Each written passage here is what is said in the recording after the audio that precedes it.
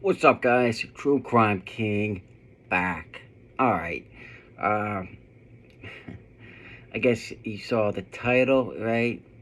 We're going to be reacting to another shocker from Tyler Feller. So, again, the title. Shock. Bryan Coburger story developments. Hopefully he's got something new, right? I mean, if he's just putting out the same shit again and again, I mean, what are you doing, Tyler? Seriously, I mean, I don't know. I'm not going to comment yet until I watch the video. But hopefully he's got something new and doesn't just repeat the same shit almost on every video. I mean, seriously, right? But here we go.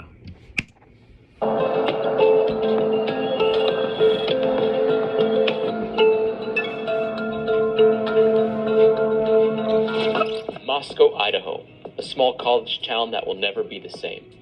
It had been over 7 years since the community had seen a homicide. With a population of around 25,000, the economy was bolstered by the 11,000 students at Idaho University. In the early morning hours of November 13th, the unthinkable happened. 4 college students, laying peacefully in their beds, were ruthlessly murdered. The suspect, Bryan Coburger, a 28-year-old PhD student studying... Alright, so real quick, it looks like he's just going to go over the facts of the story again. So, why... Tyler, I'm talking to you. Why would you put shock, if all you're doing is going to not shock anybody, just go over the events, right? I mean, come on, man. Criminology. 4 murders in the span of about 16 minutes. How could this happen? And the victims, each full of life and promise. Xana Kernodle and Ethan Chapin were lovebirds. Something that was new for Xana. She'd never had a boyfriend before. Ethan was an athlete studying recreation management. Together, they were the picturesque couple that many in their sorority and fraternity aspired to be like. Ethan was a triplet. Both of his siblings attended Idaho University as well. Kaylee Gonsalves and Madison Logan, best friends for as long as anyone can remember. The two were more like sisters than friends. They were almost inseparable since the 6th grade. The night before, that duo had been out at the Corner Club, a bar that a lot of college students hung out at. Afterwards, they went to the grub truck and got some food. All right, so far, nothing new at all. It just looks like he kind of put this in like a documentary format. Ethan and Xana went to a frat party. There were 2 other roommates in the house as well. Everyone was home by 2 a.m. And then, in the heavy quiet of the new Sunday morning, 4 young corpses, all students, all friends, were found hacked to death in their beds in a pale clapboard house a little more than a stone's throw away from the heart of the university's campus. Yep, we've gone over this almost every single day since November 13th of last year, Tyler. There was so much blood. It had seeped through the wooden floors and run down the building's gray concrete foundation. They just did a great job. I think the FBI was crucial in this investigation because, of course, they have the resources to span the nation and to conduct the analysis. I haven't heard what SWAT team did the arrest. I would believe it would be the FBI SWAT team. They just said SWAT team. But I can tell you, as a former 15-year SWAT operator vet, there is no sweeter arrest. There's Koffendorfer. Feller loves Koffendorfer. Than when we get to arrest somebody who has committed crimes such as these. It's 4:04 a.m. The suspect's vehicle, a white Hyundai Elantra, enters the area for his 4th time. This time, driving eastbound on King Road, turning around in front of 500 Queen Road number 52, and then driving back westbound. Somewhere, he finds a parking spot. Based on roommate DM's statements, records from the phones of her and the other roommate, and surveillance video that was found in the neighborhood, investigators believe that the students were killed between 4:04 a.m. and 4:20. All right, remember, the video I just did, that audio was from around 4:17 a.m. So if you haven't seen that, my last video, go watch it right after this. What we'd be looking at here. But again, so far, nothing shocking. I mean, this just repeating everything that everybody already knows. Is the psychopathology would be antisocial personality disorder. I mean, it would be a good video if maybe the title was Bryan Coburger documentary, right? Or something like that.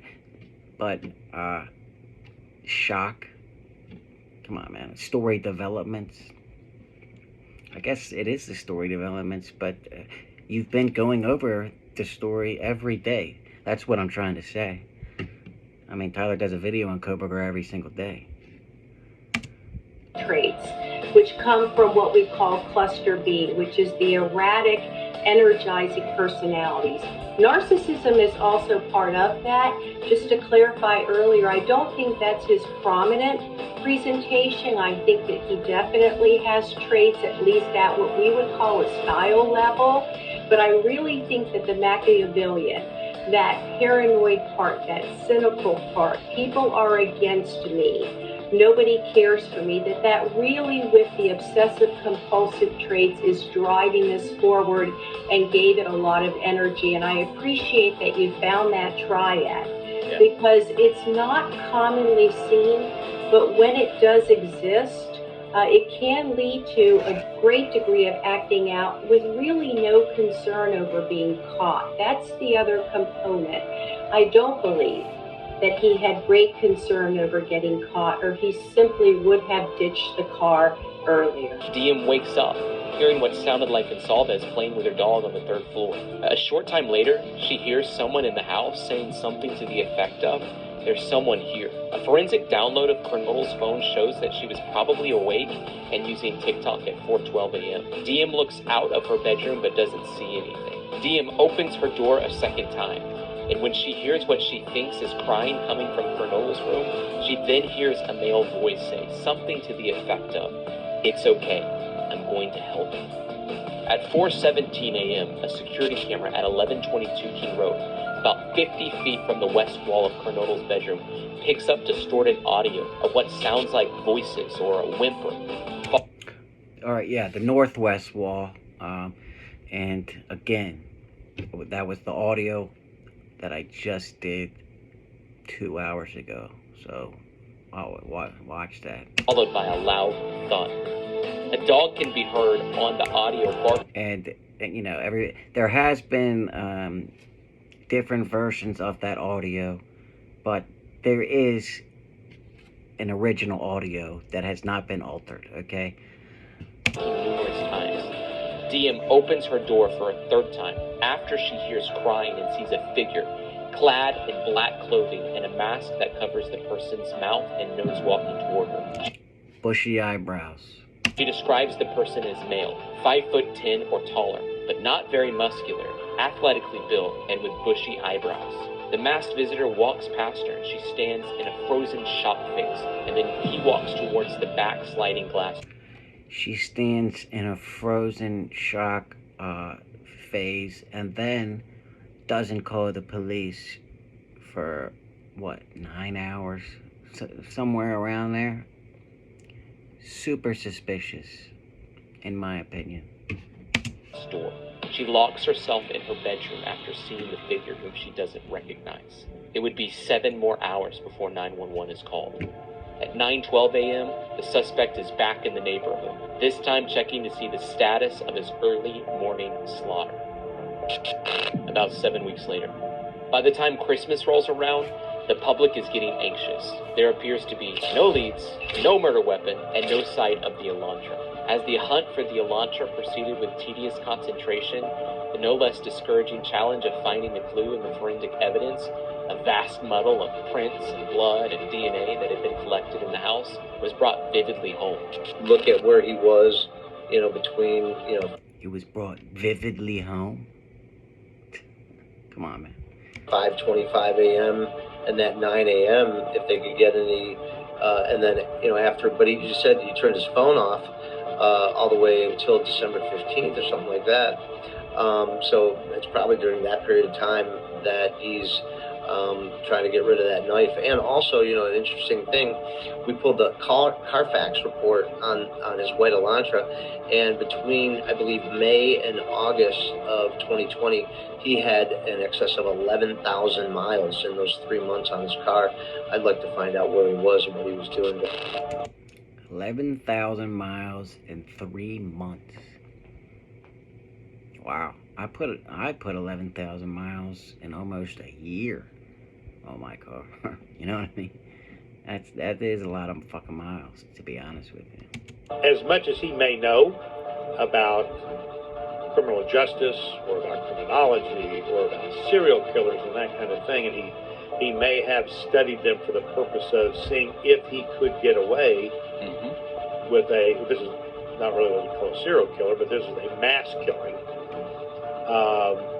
and see if he could, quote, commit the perfect crime. Well, obviously, he did not succeed. Yeah, he definitely did not succeed. And me personally, I think this is Kohberger's first murder. I don't think he's murdered before. I think he's maybe stalked before, possibly broken into homes before. But I think this was his first murder. I do not think that he killed Dana Smithers. I made a video on that if you could want to go see that. And her remains have been found. But look what happened when Coburger did allegedly commit these murders. He totally botched it in every way possible. If he was a professional or at least did this before, I don't think he would have made all these rookie mistakes, okay? Creating a perfect crime, because there may be some things that he didn't do. If he wore gloves, thinking he was covering that, but then he turned around and he sliced himself. And you've got to remember too, I think early on there was a discussion that one of these young people may have some defensive wounds. Yeah. Well, it's come out that I think at least 2 or 3 have defensive wounds. And if that's the case, then the first thing that's going to happen at that autopsy is they're going to scrape those fingernails and see if they've got some sort of DNA evidence underneath the fingernails. So there are so many aspects of an investigation, especially one that and they quite possibly could have found Kohberger's DNA underneath fingernails.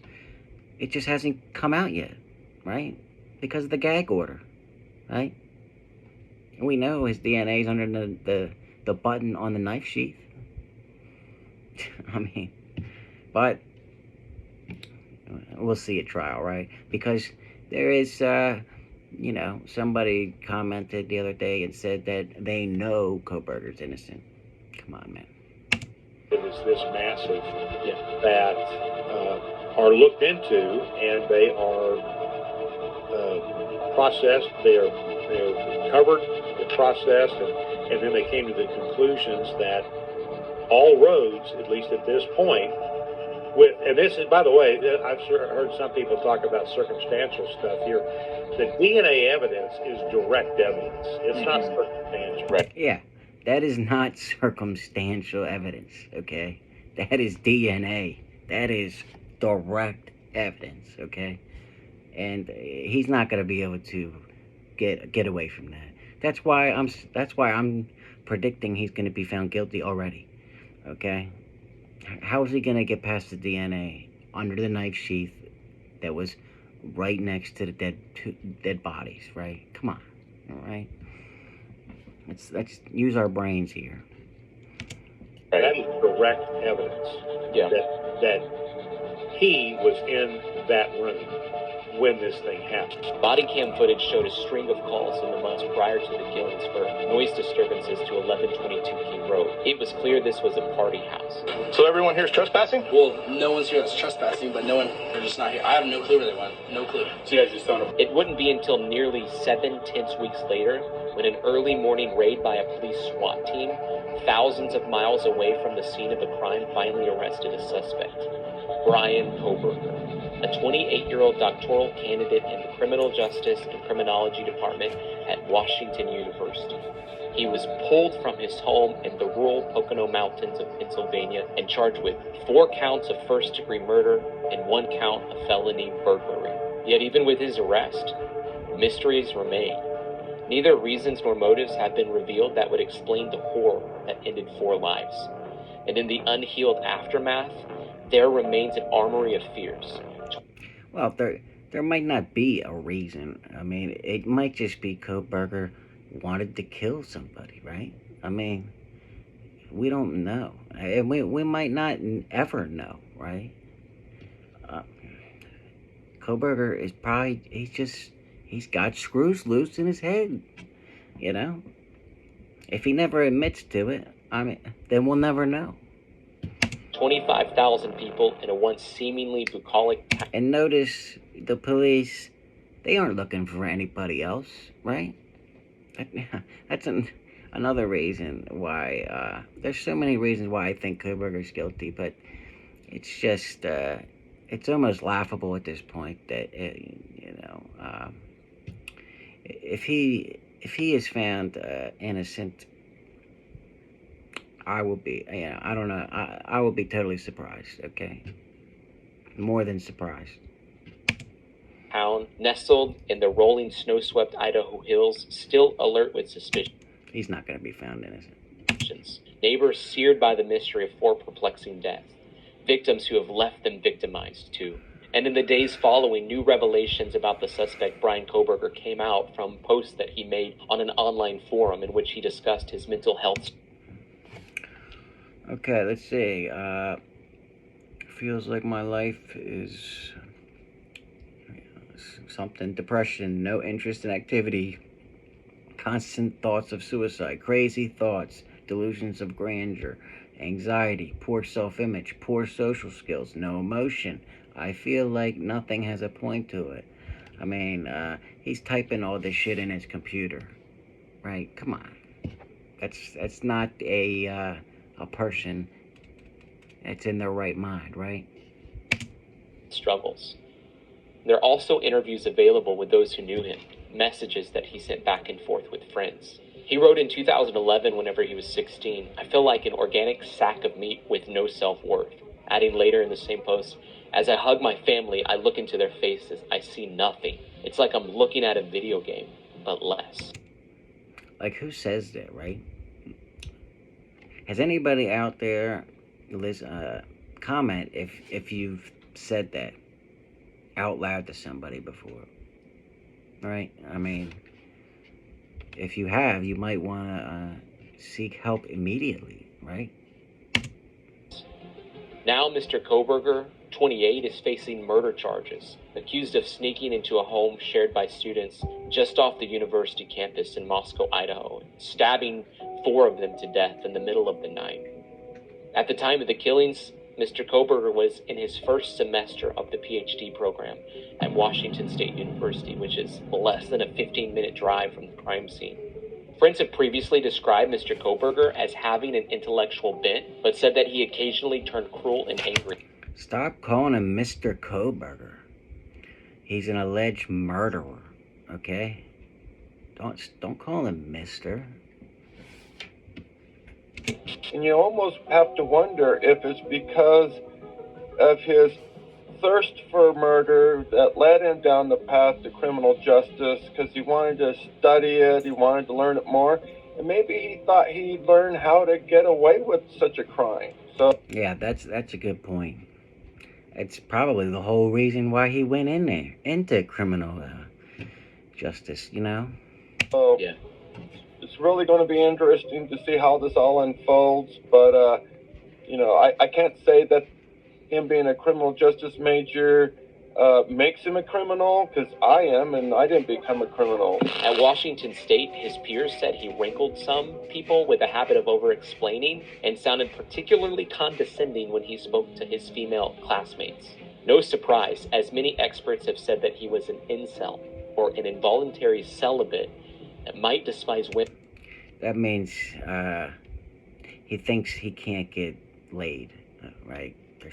There's people out there, men, that believe that they cannot get laid by any woman, no matter what. To me, they're crazy, in my opinion. Women, and it could be a part of his motive. You know, this guy, you know, obviously he's been educated, he's gone to school, his professor was the BTK, wrote a book. I think he's infatuated with serial killing, and to the point mentally that he just wanted to be part of that clan. I don't know.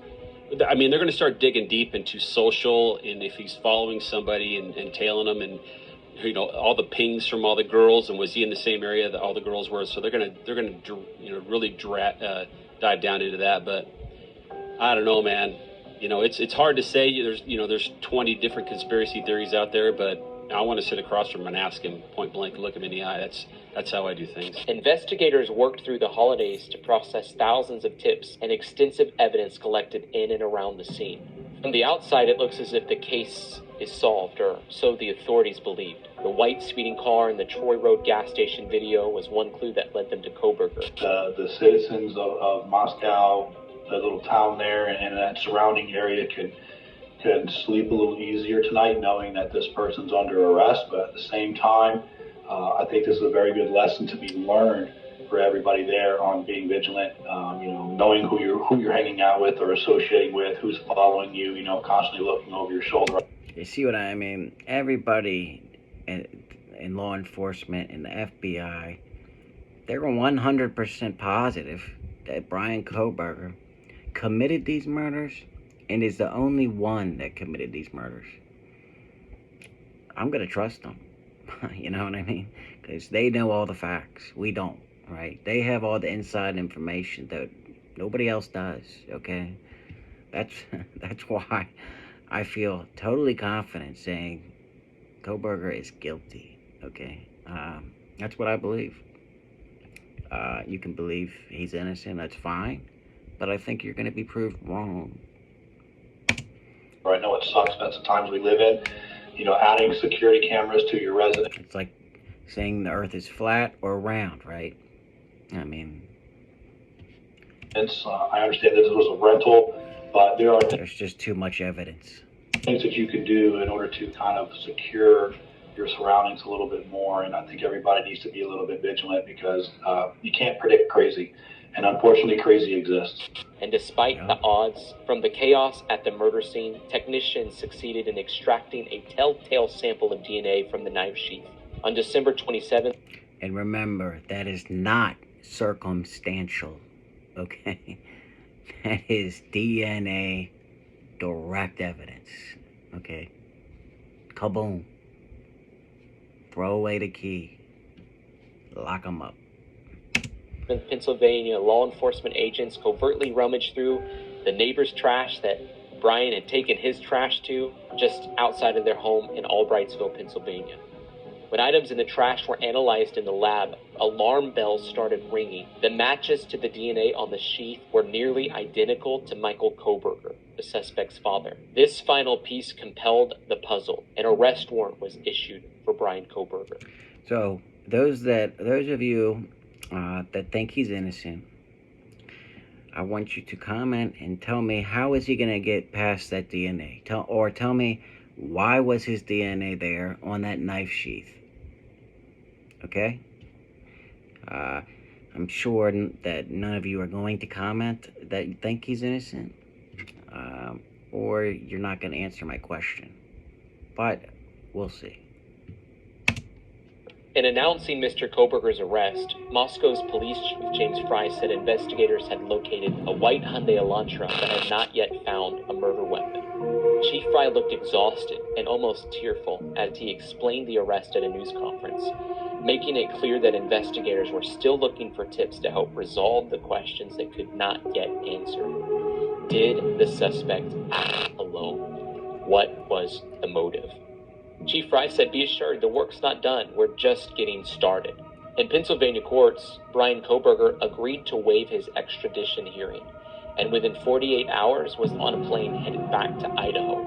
The only reason he did that was because Kohberger wanted to hear the charges, or the evidence that the police had against him, because they didn't have to tell him all the evidence until he was back in Idaho. He will stand trial in Moscow on 4 counts of first-degree murder as well as burglary. But even before his journey west, Jason Labar, his court-appointed attorney in Pennsylvania, is fighting back. They released a statement saying, "Mr. Coburger is eager to be exonerated of these charges and looks forward to resolving these matters as promptly as possible. Mr. Coburger has been accused of a very serious crime, but the American justice system cloaks him in a veil of innocence." He's been accused of the worst crime that a human can commit, right? Killing or taking another life. 4 lives. Murdering them while they're in their beds. That's a coward and a clown. He should be presumed innocent until proven otherwise and not tried in the court of public opinion. Yeah, well, in my opinion, guilty. While much remains to be sorted, it is clear that Tyler, this whole video is basically saying that Kohberger's guilty. So you're not saying it directly, but you're saying it with your whole video here, right? I mean, come on, man.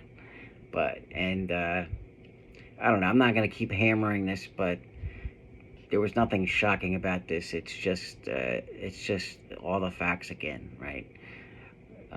But in a documentary format. But it is what it is. Let me know what you guys think about it. And remember, if you think he's innocent, let me know how Coburger is going to get past that DNA.